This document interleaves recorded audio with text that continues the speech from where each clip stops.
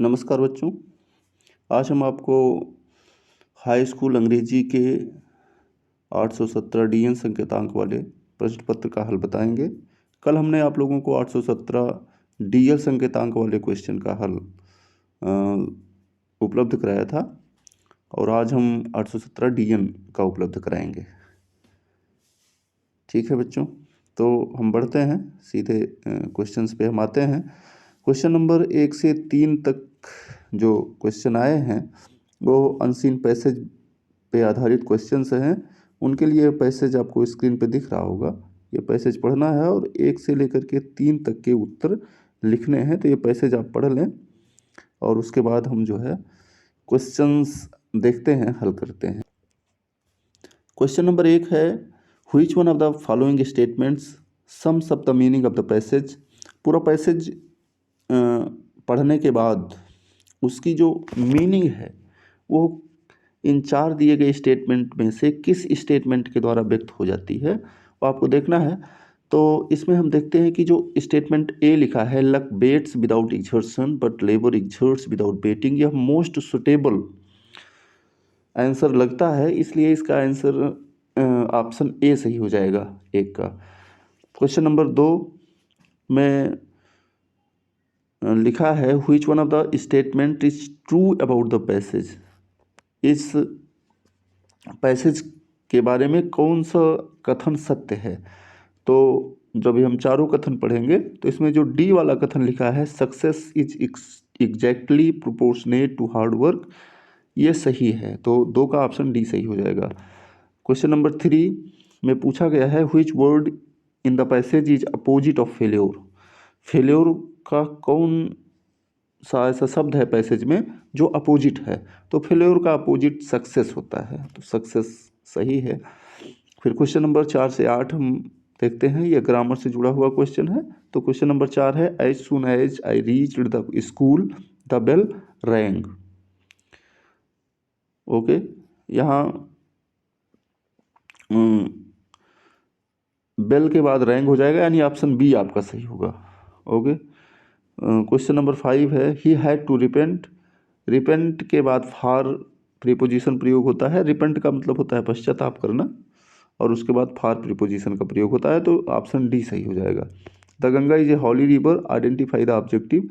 The Ganga is a holy river एक sentence है जिसमें हमें एडजेक्टिव की पहचान करनी है। तो रिवर नाउन है, उसके जस्ट पहले हॉली आया है जो रिवर नाउन की विशेषता बता रहा है, तो हॉली जो है वो एडजेक्टिव हो जाएगा। आप लोग जानते ही हैं कि एडजेक्टिव एक ऐसा शब्द होता है जो किसी नाउन या प्रोनाउन की विशेषता बताता है। तो हॉली शब्द जो है वह एडजेक्टिव हो जाएगा, यानी ऑप्शन सी आपका सही हो जाएगा 6 का। क्वेश्चन नंबर 7 में कई सारे शब्द दिए गए हैं और उनको अरेंज करके हमें रीअरेंज करके एक मीनिंगफुल सेंटेंस बना देना है। ठीक है, तो मीनिंगफुल सेंटेंस बनाने के लिए सबसे पहले अगर आप असर्टिव सेंटेंस बना रहे हैं तो सबसे पहले आपको सब्जेक्ट लिखना होता है, फिर वर्ब लिखना होता है, फिर ऑब्जेक्ट लिखना होता है। तो ये जो शब्द लिखे गए हैं इसमें देखिए शब्द है he, lot, a, money, of, borrowed, me, from. तो इनको जब हम रीअरेंज करेंगे तो जो वाक्य बनेगा वह ऑप्शन बी में लिखा हुआ है, he borrowed a lot of money from me. तो इस प्रकार इसका ऑप्शन बी सही हो जाएगा। फिर हम आ जाते हैं क्वेश्चन नंबर 8 पर which one of the following words is miss spelled. निम्नलिखित शब्दों में से कौन सा ऐसा शब्द है जिसकी स्पेलिंग मिस स्पेल्ड है, यानी स्पेलिंग उसकी गलत है। तो हम देखते हैं कि ऑप्शन ए में लिखा हुआ जो बिलीव शब्द है इसकी स्पेलिंग गलत है। बिलीव की स्पेलिंग BELIEVE होती है और इसने BELEIVE लिख दिया है, यानी ऑप्शन ए सही है इसका। उसके बाद 9 से 10 के लिए पैसेज दिया गया है जो आपके प्रोज से लिया गया पैसेज है। नेल्सन मंडेला के द्वारा रिटन जो आपका चैप्टर है उससे लिया गया है पैसेज है। इस पैसेज को हम पढ़ेंगे, फिर उसके बाद इसका उत्तर जो है हम देखते हैं, लिखते हैं। I knew that the oppressor must be liberated just as surely as the oppressed. A man who takes away another man's freedom is a prisoner of hatred.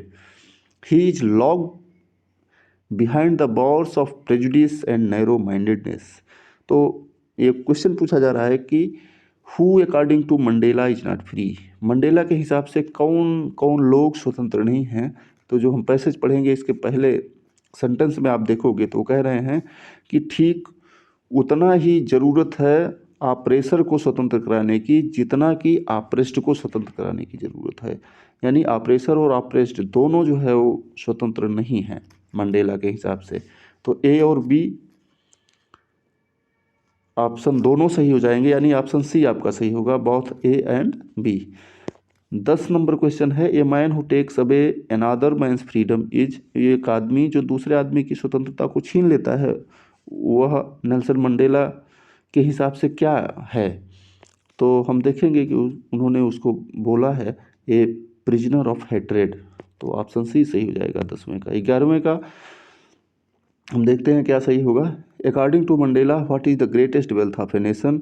Mandela के हिसाब से किसी भी देश की का सबसे महान धन क्या होता है। तो मंडेला के हिसाब से वहाँ के लोग, किसी भी देश के जो पीपल हैं, people of a nation are the greatest wealth of that nation. उस देश के सबसे महान जो है वो संपदाएं होती हैं।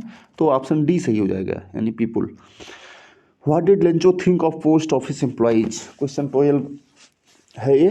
इसमें पूछा गया कि लेंचो जो है पोस्ट ऑफिस एम्प्लॉइज को क्या मानता था, उनके बारे में क्या सोचता था। तो उनके बारे में वो सोचता था कि they are bunch of crooks, वह जो है बेईमानों के गुच्छे हैं, ऐसा सोचता था। तो ऑप्शन ए सही हो जाएगा 12 का।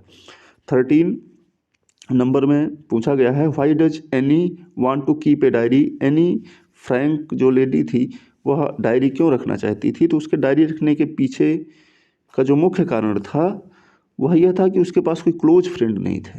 तो ऑप्शन ए सही हो जाएगा, सी हैज़ नो क्लोज फ्रेंड्स। फिर 14 और 15 यह पोएम की स्टेंजा है, उस स्टेंजा पर आधारित क्वेश्चंस हैं। यह स्टेंजा जो है वो the tiger in the zoo से लिया गया स्टेंजा है।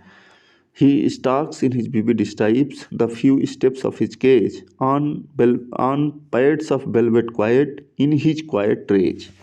तो इसमें क्वेश्चन नंबर 14 पूछा गया है, Which of the following is in cage। निम्नलिखित में से कौन सा जानवर है जो पिंजड़े में बंद है। तो जैसा कि जो ये पोएम है उसका टाइटल ही है the tiger in the cage. तो वो टाइगर है जो पिंजड़े में बंद है। तो ए सही हो जाएगा, 14 का ए सही हो जाएगा। 15 who is the poet of the poem. इस पोएम का पोएट कौन है। तो अब सबको पता है कि इस पोएम का पोएट जो है वो लेस्ली नॉरिस हैं। उसके बाद हम आ जाते हैं क्वेश्चन नंबर 16 से लेकर 20 तक। Who was Mrs Pumphrey. ये आपके सप्लीमेंट्री रीडर से लिया गया क्वेश्चन है। मिसेज पंफरी कौन थी। तो मिसेज पंफरी वाज द मिस्ट्रेस, वो मिस्ट्रेस थी, यानी ऑप्शन डी सही है। Who was thief in the story. The thieves story. Thieves story में थीफ कौन था, यानी चोर कौन था, उसका नाम क्या था।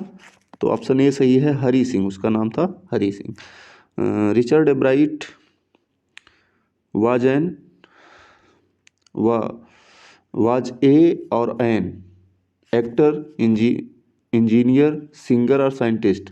तो रिचर्ड एब्राइट क्या थे, एक साइंटिस्ट थे, यानी ऑप्शन डी सही है। Matilda always remained. मटिल्डा सदैव रहा करती थी। अनहैप्पी नाखुश रहा करती थी। हैप्पी खुश रहा करती थी। डिलाइटेड बहुत खुश रहा करती थी। कंटेंटेड संतुष्ट रहा करती थी। तो अनहैप्पी रहा करती थी। मटिल्डा जो है सदैव अनहैप्पी रहा करती थी, यानी ऑप्शन ए सही हो जाएगा 19 का। 20 नंबर क्वेश्चन का उत्तर हम देखते हैं क्या है। Who was Ramlal eldest daughter. Ramlal की सबसे बड़ी पुत्री का नाम क्या था। तो जब आप भोली चैप्टर पढ़े होंगे तो उसमें आपने देखा होगा कि रामलाल को 4 लड़कियां थी, जिनमें सबसे बड़ी लड़की का नाम राधा था, है ना। तो ऑप्शन सी सही हो जाएगा। और सबसे छोटी लड़की जो का नाम भोली था, है ना, जिसके नाम पर उस चैप्टर का नाम रखा गया है। उस भोली का सही नाम सुलेखा था। तो यहाँ 20 का जो है ऑप्शन सी सही हो जाएगा। इस प्रकार से इस प्रश्न का के 20 जो मल्टीपल चॉइस के क्वेश्चन पूछे गए थे उनका हल है। बच्चों आप ने जो हल की लगाया होगा, जो निशान लगाया होगा, जो आपने OMR शीट में ऑप्शन भरे होंगे, उनसे इसका मिलान करके आप एक अंदाज़ा लगा सकते हैं कि आपने कितना सही किया हुआ है। इसी उद्देश्य से हमने इसे बनाया है। तो आप इसको मिला करके आश्वस्त हो सकते हैं कि आप के अंक कितने MCQ में बन रहे हैं। ठीक है, ओके, थैंक